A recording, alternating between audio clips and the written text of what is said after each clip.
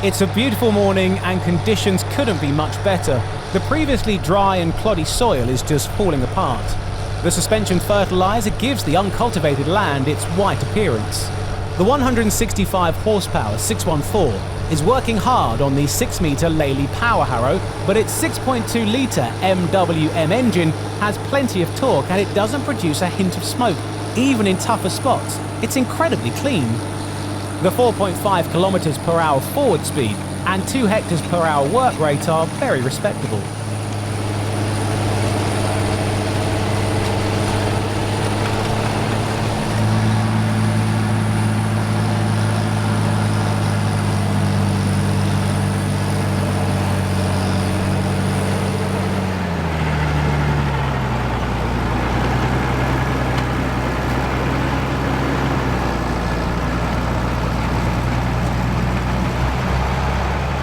This Roterra 645H is fitted with Lely's signature club tines, which have a trailing action to avoid dragging raw soil to the surface.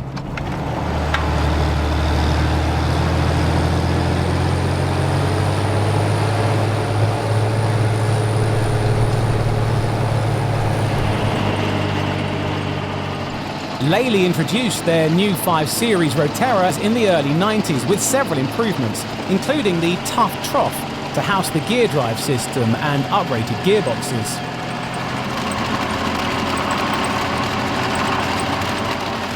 The 2 front-mounted depth wheels make the Lely stand out from other 6-metre power harrows. The substantial packer roller does a good job in cloddy conditions, but is heavy. The tractor is still quite light on the front, and even with its half a ton of weight back on.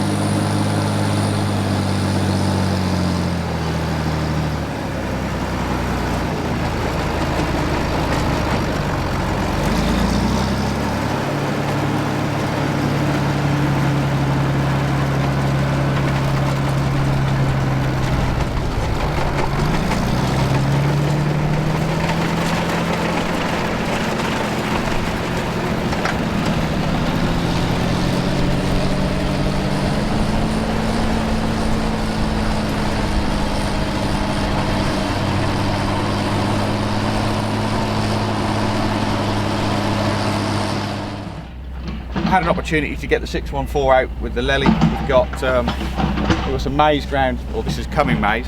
This has been sumoed and rexused. My mate Rob was gonna borrow a 3-metre harrow just to rattle over this, but I thought it would be a good opportunity to get the 614, give her a real workout and a warm up. So we're running on these 800 Michelins. We've got the Lely clubfoot clod stirrer, as some people would affectionately call them. It's going over the ground quite well. We had sort of 19-20 mil of rain in the last few days. It has been incredibly dry. Quite fortunate that we've had the rain, so we're just making most of this, get this knocked over, and then get it drilled tomorrow. Let it haze off a little bit. It should go in quite nicely. It's had a big old chunk of pig muck spread on it, and consequently, what do you get when you spread pig muck?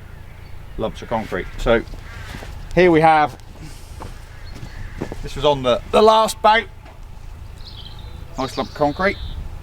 So Lely do a shear bolt protection system, so have like a magazine, and the shear bolt is just like this little pin thing that sits on a spring-loaded clip. So when the shear bolt breaks, you obviously hear it break, and you get a bulldozing effect. So stop, lift the power out of work, take it out of gear, let it all stop. Find out what it was that fundamentally broke the shear bolt in the first instance, otherwise you're just going to keep doing the same old thing. In this case it was that big old lump of concrete. Knock it out of gear, give it a second, put it back into gear, which time the cassette has had time to push the bullet back into the holder, and away you go again. Pretty simple.